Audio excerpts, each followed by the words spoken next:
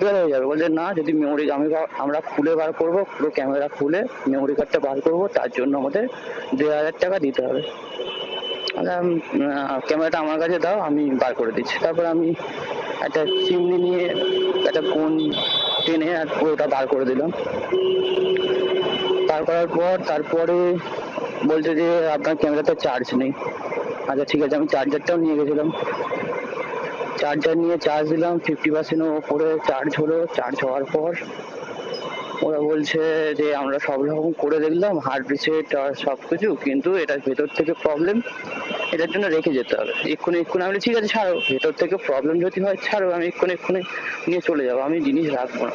ওরা বলছে রাখলে এক্ষুনি রাখতে হবে, 2 দিন পরে আসতে হবে। এবার তোমরা বলো, নতুন জিনিস আমি জাস্ট একটা দিন ইউজ করার পর ওদের ভাষায় আমি কি করে দিই? তারপরে অত টাকা চার্জ করছে।